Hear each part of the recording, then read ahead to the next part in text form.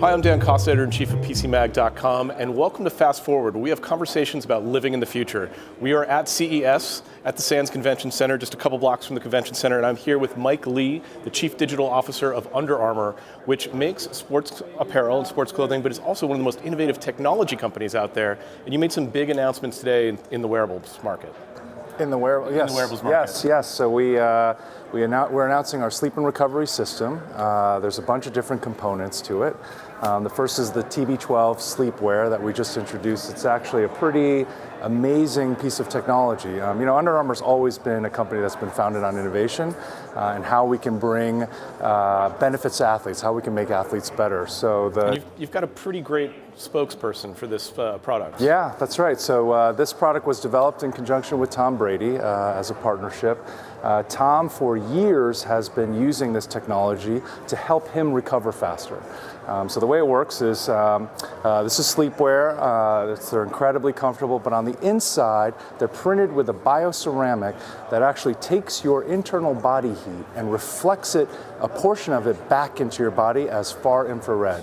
And there are a lot of scientific studies that have shown the benefits of far infrared therapy. It actually regulates your cell metabolism better, it helps you sleep better, it increases your energy levels, so it's pretty it's like, if you wear this sleepwear, it's like having a 6 to 8 hour far infrared therapy session, all while you're sleeping, which is fantastic. He obviously swears by it, so the technology's been around. Yes. You're commercializing it and getting it in a lot more people's hands. That's right, yeah. It's that's another thing that we really love to do, is think about the tools that elite athletes have. How do we democratize those and bring those to everyone in the world? That's what we've done in partnership with Tom. It's interesting because Under Armour has been talking about technology for a while. We've got a variety of technology initiatives, but there are a lot of companies that have technology spin-offs, but it seems like it's almost part of your DNA. It's part of the mission of Under Armour. It is. A few other companies. It is. I mean, the company started through innovation. It was Kevin Plank recognizing that, when he stepped off the field in a cotton t-shirt, was soaked with sweat, literally 10 pounds of sweat that was hindering his performance, weighing him down. How could he, improve his performance on the field through the compression shirt that we developed? That's always been a part of the company. So today, that's the lens that we drive our innovation through. How do we make athletes better? Sleepwear is one way we do that. We introduced a number of other things today, happy to talk to you about, but they're all centered around how we help athletes better, become better. Yeah, let's talk about the connected sneakers. So you've had connected sneakers in the past, but you've got more options now. That's right. So we've introduced some new models. They all have the same technology underneath, which is there's an accelerometer inside of the shoe. But what has been really fun for us as we have continued to work on the shoes is we're recognizing more and more the power that you can get from that data. And so one of the innovation that we're announcing here at CES is we've developed a test to help you assess your readiness, to quantify your readiness to train. So what we found was that when we're working with elite athletes, they were doing a similar test, but they were using $30,000 pieces of equipment. They're laser arrays that would measure in a very precise way. So you'd use the equipment and do 6 quick jumps, and that would actually tell the trainer how ready you were to train based on your central nervous system reaction time, your ground contact time, et cetera, et cetera. And what we realized was that with this chip in the shoe, we could actually get the same level of accuracy or a near equivalent level of accuracy around that test, but with a shoe that costs $160. That everybody can access. And so, is it you're ready to work out because you're warmed up, your blood is pumping, your muscles are loose? Yeah, it's more about making sure that you don't overtrain. Right? So that's one of the biggest dangers when you run, is that if you overtrain, you risk injury, you're not actually getting the maximum benefit out of your workout. So, but it was very difficult in the past to figure out how ready actually am I to train. That's what the jump around test does, is it quantifies that for you so that you can really get an accurate assessment of how ready am I to go today, how hard should I go today, and then you can start, as you collect that data over time, you can start to see what things impact it. How does sleep impact my readiness? How does rest impact my readiness? How does really hard training sessions impact my readiness? We think it's a really valuable metric that will really help athletes take more control over their training in the same way that our elite athletes do. So talk a little bit about the two groups. There's the elite athletes, they're using all this data, frankly, there's a financial incentive for them to figure out and use it and maximize their potential. How does that apply to the average consumer who is just starting off running or is trying to maintain just a healthy lifestyle? Yeah, so what we're finding is that we learn so much from how athletes train, because obviously they're the pinnacle. They have a very extreme use cases. So how they think about nutrition, how they think about sleep, how they think about recovery. But as we have studied those athletes, what we've been finding is that normal people, you need the same tools. They just use them in different ways. So for example, nutrition. If you're an elite athlete, you're thinking about your macronutrient ratios, you're thinking about potassium and magnesium, et cetera, but you need a meal plan, you need to be told what to eat, you need to eat in the right quantities, et cetera, et cetera. If you're an average person, you may not care that much about potassium and magnesium or whatever, but you still need guidance. You need that same meal plan. What should I eat? What are the things that are good for me based on my dietary needs, etc. So the same tool set is useful for both customer segments, which has us really excited about. We can take these innovations and bring them down to the masses. Also, you were the founder of MyFitnessPal. Yep. Now owned by Under Armour. That's right. Probably how you got to the company. Yep. The great thing about that, and there are many great things about the product, but it created that social network and that community of people that used it. It seems like Under Armour is going to go in that same direction and try and build on that. Yeah, absolutely. I mean, that was a big rationale for the acquisition, was that we now have a community of over 190 million people who we know are really engaged with their health and fitness, want to make changes in their lives, want to lead better lives. That's the Under Armour customer, right? So the more we can help them achieve their goals, the more that we can help them lead better lives, we hope the more brand affinity they'll have for us, the more they'll realize how our other products can help them succeed. So that is definitely a big part of why we're in the space.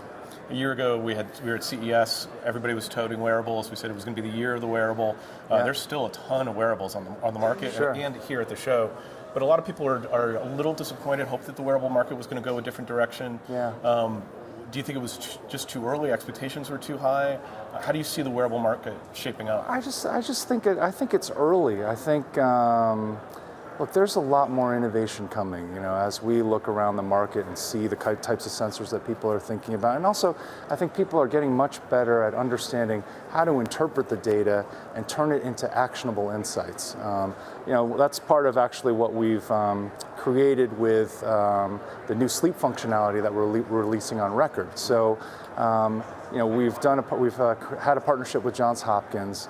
The Hopkins sleep experts have helped us figure out how to interpret the sleep data to really coach you around how to get better sleep, how to get better recovery. And some things that we can see in the patterns of the data are things like, are you sleeping are you going to bed at a consistent time? Are you waking up at a consistent time? That's actually really critical to how you get better sleep, get more restful sleep. And that is something that we can now coach you on through the new functionality that we've developed. Sleep's also a universal consumer problem, where you don't have to be an elite athlete in order to get to maximize your sleep. Sleep deprivation, a huge problem. That's right. So I think that you said the exact right thing, that it's early days, and also wearables are not a platform. Like, we needed applications. That's right. A wearable is just a means to an end. And now we're starting to come up with those applications, like monitoring sleep, that wearables enable, but it's not the core. It's not about the device. Yeah, well, it's about how do we take the data that we can collect and turn it and make meaning of it for you as a customer? How do we make your lives better through that data? So that's been our focus, certainly for the past year, if not longer, around how do we coach you around the things that we're collecting and help make it easier for you to lead a healthier life. So what do you personally track? I imagine you use all Under Armour products. Yeah. So I'm a runner, so I track my runs. I, of course, use MyFitnessPal. I've really been engaged in sleep lately. I think I'm not the best sleeper, and so in some ways the sleep functionality that we have was designed for me. A lot of times when we're doing product development, designing for yourself is actually a pretty good muse to so you can really empathize with the customer. And I'm learning a lot about my sleep based on the tools that we've built. I definitely was an inconsistent sleeper. I've become much more consistent, and it's really made a big difference. And the primary thing being go to bed at the same time, wake up at the same time? That's right, yeah. Create that pattern, lock it in. That's right. Keep it going on weekends. That's right, yeah. Weekends is a tough one for a lot of people, but if you can be consistent, you end up sleeping through the night more often, you have less wake periods, it's easier for you to go to bed and wake up when you need to.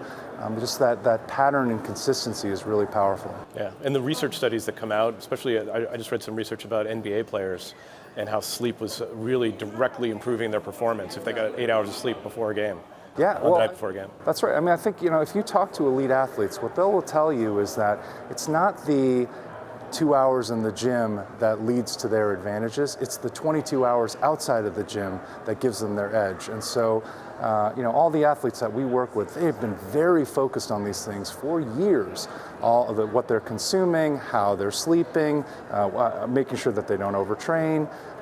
Those are how we derive a lot of the insights that we have learned and try to bring those to product innovations.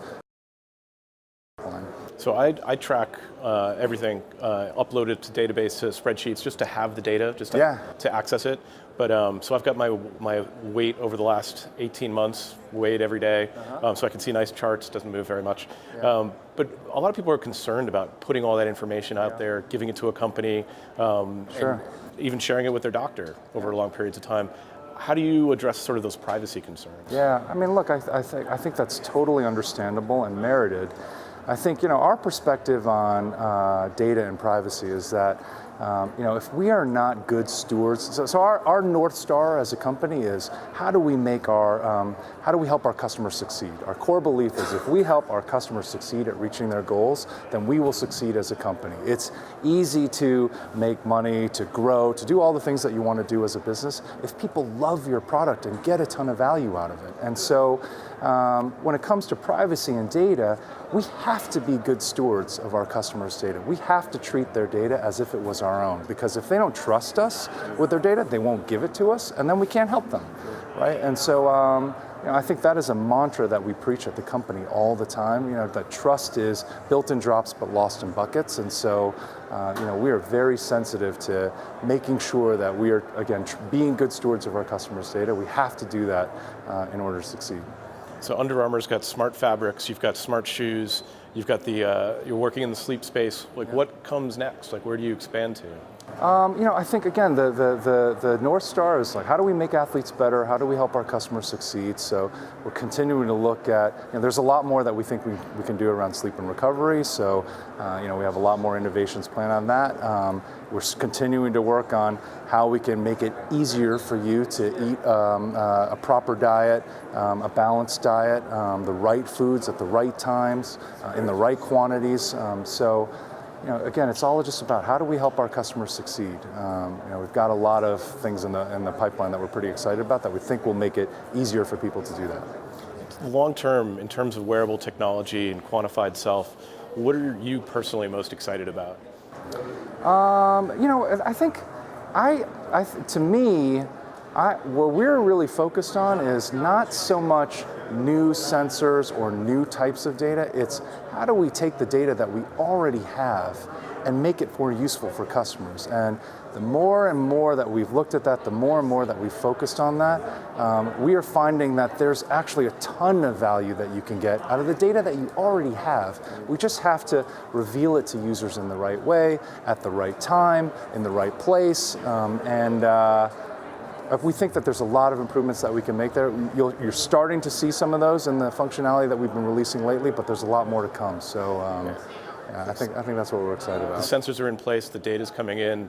We need really good dashboards, and we need ways to make sense of it. Yeah, and make it actionable. That's right. So lots of room there. Mike, thanks so much for taking the time to talk to us here. Taking time out of your CES schedule. Yeah, great. Thanks so much. Appreciate it. This has been Fast Forward with Dan Costa. We'll have more interviews later on this week. I'll see you in the future.